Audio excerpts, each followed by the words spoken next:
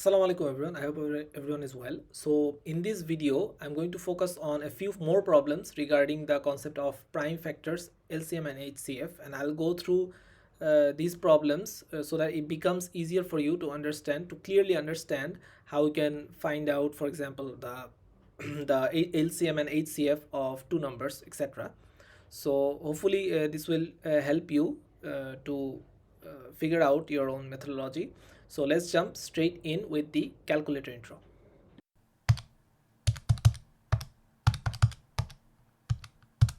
Now I'm going to focus on the problems number 6, which has two parts, 6a and 6b. So it is from the topic of prime factors, HCF and LCM. So in this problem it says it gives a number notation n, which equals to 480 multiplied by 10 to the power 9. So you have to write n as a product of the powers of its prime factors. Show your working clearly. So if I open my notepad and use my pen tool, so you have to express n as a product of its power of its prime factors. So what is the given information? N is 480 multiplied by 10 to the power 9. Okay, so if I divide 480 by 2, I get what? 240. I do the same process again with 2. If I divide 240 by 2, I get 120, and if I divide 120 by 2, I get 60, and if I divide 60 by 2, I get 30, I divide 30 by 2, I get 15, and if I divide, because 15 can be divided by 2, it should be divided by 3, I get 5. So as you can see, I have 1, 2, 3, 4, 5 2's, or 2 to the power 5. So 480 can be expressed as what? 2 to the power 5 multiplied by 3, or 3 to the power 1 multiplied by 5, or 5 to the power 1. So this is how what 480 is represented by, this number 480.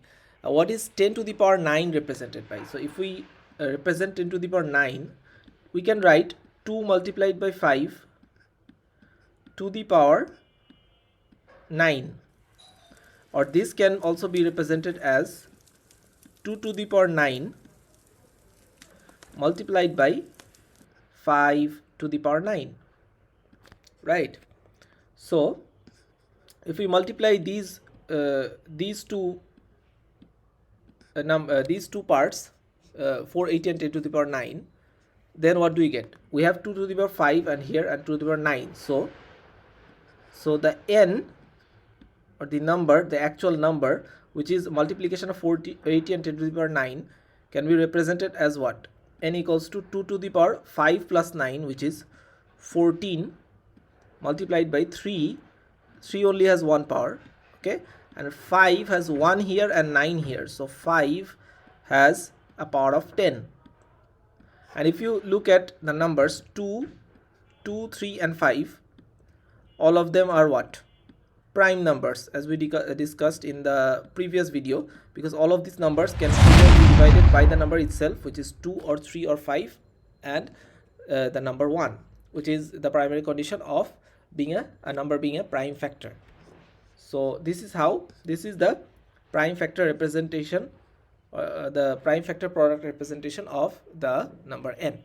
So if you look at the problem 6b, the problem 6b is a follow-up of the problem 6a. So 6b says you have to find the largest factor of n that is an odd number.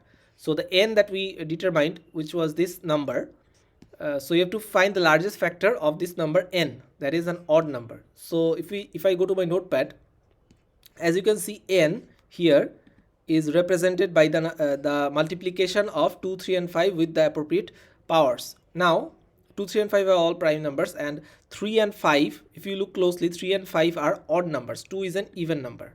So we know that the multiplication of odd with an odd number yields an odd number, will always yield an odd number. So for example, the multiplication of 3 and 5 will yield an odd number, which is 15.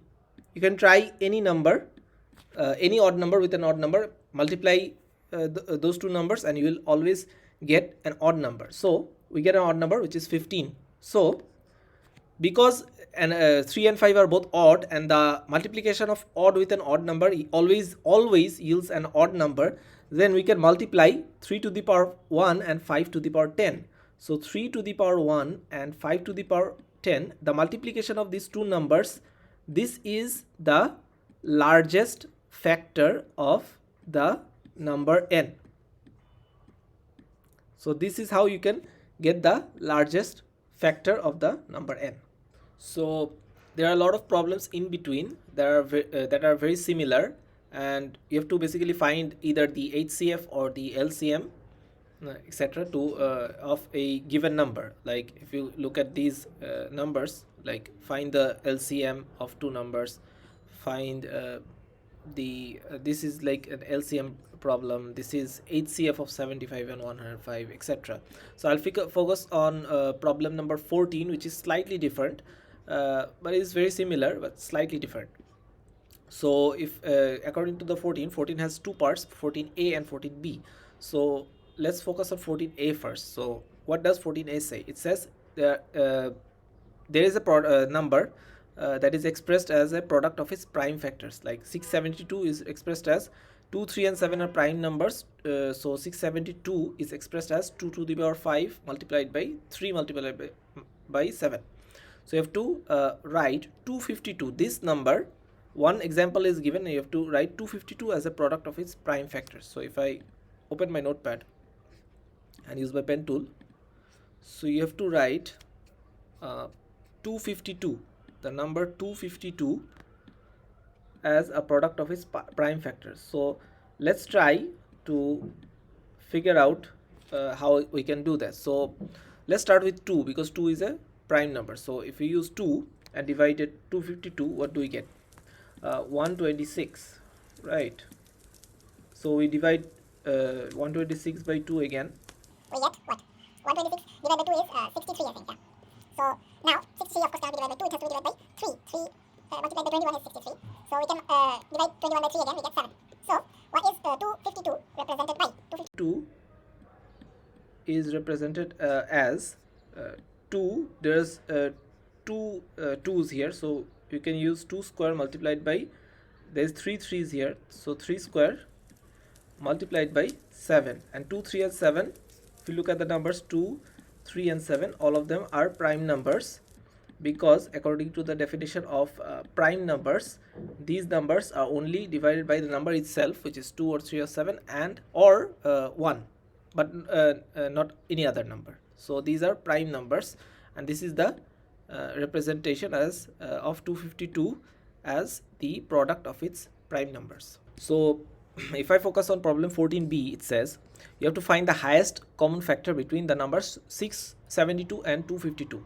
Now these two numbers generally in this entire topic of prime factors, HCF and LCM, there are a lot of problems that focus on finding the highest common factor or the lowest common multiple of two numbers. So I'll show you one problem that focus on the finding the highest common factor between these two numbers, and I picked this one because these two numbers 672 and 252 are relatively big numbers where the calculation might get complex. So that's why I focused on this problem. So let's try this one. So if I write the two numbers with my pen tool, the two numbers 672 and 252, so both are even numbers. Okay, so let's start with dividing both of them by 2. So what do we get if we divide 672 by 2? 336. Okay, so what do we get if we divide 252 by 2? 126. Right, so if we divide both of them by 2 again, because both are even numbers as well, 336 and 126, so we get 168. And if we divide 126 by 2, we get 63. So if we divide both of them by 3 now, because 63 cannot be divided by 2, but they both can be divided by 3. So if I divide 168 by 3, we get 56. And if we divide 63 by 3, we get 21. Now 56 and 21, 56 can be divided by 3, so we have to use another number, which is 7, that can be divided by both. Like both 56 and 21 can be divided by 7. So 7 8s are 56 and 7 3s are 21. So now 8 and 3, there is no column that can be divided between 8 and 3. So now you have, what is the highest common factor? Now if I take this portion I get the highest common factor. I get the highest common factor, which is HCF, and if I take this portion, this entire portion, I get the lowest common multiple. Now this is according to the properties of highest common factor and lowest common multiple. This is a general ruling that you can apply in all problems regarding finding the highest common factor or the lowest common multiple between two numbers. So in this case, what is the highest common factor between 672 and 252? So 2 multiplied by 2 multiplied by 2 multiplied by 2 multiplied by 3 multiplied by 7. So this is the highest common factor. So what is the result?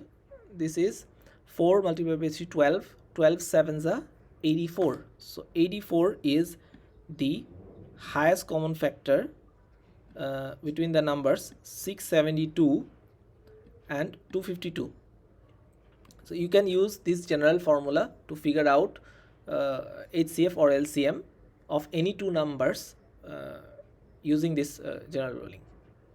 So that's it for these topics, the prime factor, LCM and HCF, and hopefully by now you have had a good idea and a good grasp of how you can approach to solving these problems regarding these concepts, and how you approach to these concepts. In the next few videos, I'll focus on another topic. So I'll show you how I approach to those topics and the problems regarding those topics. So till then, stay tuned